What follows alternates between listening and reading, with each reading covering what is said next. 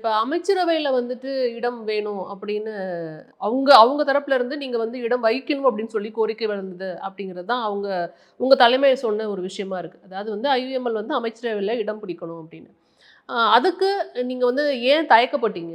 உள்ள போறதுக்கு. ஏன்னா நிபந்தனையற்ற அ அ ஆதரவுங்கிறத தெரிவிச்சுட்டீங்க. ஆனா அமைச்சரவையில இடம் பெறுவதை குறித்து நீங்க ஏன் தயக்கப்பட்டீங்க? நீங்க கேட்கும்போது கூட நீங்க ஏன் 9ஆம் தேதி வரைக்கும் வெயிட் பண்ணீங்க அப்படின்னு கேட்டீங்க. அப்ப என்னன்னா, இப்ப பல்வேறு கருத்துக்கள சொன்னாங்க. அதிமுக ஆட்சி அமைக்கும், மத்தவங்க சப்போர்ட் பண்ணுங்கன்னு சொல்லும்போது நாங்க கருத்துல கொண்டது, பிஜேபியோட அதிமுக கூட்டணி வச்சு, பிஜேபியினுடைய எல்லா சட்டங்களையும் ஆதரிச்சு அதிமுகவை நம்ம எப்படி ஆதரிக்க முடியும்? அது வாய்ப்பே இல்லையே.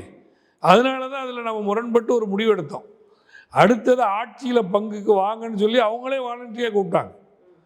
பல பேர் வந்து சொன்னாலும் கூட நம்ம கேட்கல. கடைசியாக அவங்க அமைச்சர் ஆதவ் அர்ஜுனே ஓப்பனாக ஸ்டேட்மெண்ட் கொடுத்து இந்த ஆட்சியில் ஐயுஎம்எலும் விசிகாவும் சேரணும் அப்படின்னு ஓப்பனாக ஒரு அப்பீல் கொடுக்கும்போது தான் சமுதாயத்தில் பல்வேறு தரப்பில் உள்ளவங்க, எங்கள் முஸ்லீம் சமுதாயத்தில் உள்ளவங்க, பல்வேறு ஜமாத்தினர்கள், அதே மாதிரி அங்கே சமுதாய புரவலர்கள்னு சொல்லக்கூடியவங்க தமிழ்நாட்டில் பல பகுதிகளில் இருந்தும் அது வெளிநாடுகளில் இருந்தும், அதே மாதிரி பல்வேறு சமுதாய மக்கள், கிறிஸ்துவ சமுதாய மக்கள், பல்வேறு மக்களும் நீங்கள் ஏன் அந்த வாய்ப்பை அவங்க ஓப்பனாக அவங்கள கூப்பிட்றாங்களா இல்லையா, அவங்க அதன் மூலமாக பல்வேறு நன்மைகளை இந்த சமுதாயத்துக்கும் செய்ய முடியும், நாட்டுக்கும் செய்ய முடியுமே.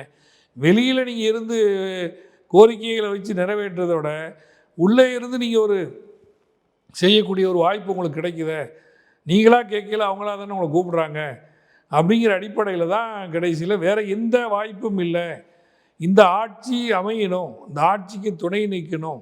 ஏன்னா அது வெளியிலேருந்து இருக்கும்போது அது ஆட்சிக்கு உறுதியான ஒரு நம்பிக்கை ஏற்பட முடியாமல் போயிருமோ அப்படிங்கிற ஒரு எண்ணத்தெல்லாம் கருத்தில் கொண்டு தான் திருப்பி எங்களுடைய மாநில நாங்களாம் முடித்து கேரளாக்கெலாம் போயிட்டு வந்துட்டோம். கேரளாலாம் பதவியேற்புலாம் முடிச்சுட்டாங்க. அங்கேயும் திருப்பி திருப்பி சொன்னாங்க. இவங்க எல்லாரும் சொல்லும்போது தான் சரி, இதை நம்ம புறக்கணிக்கக்கூடாது.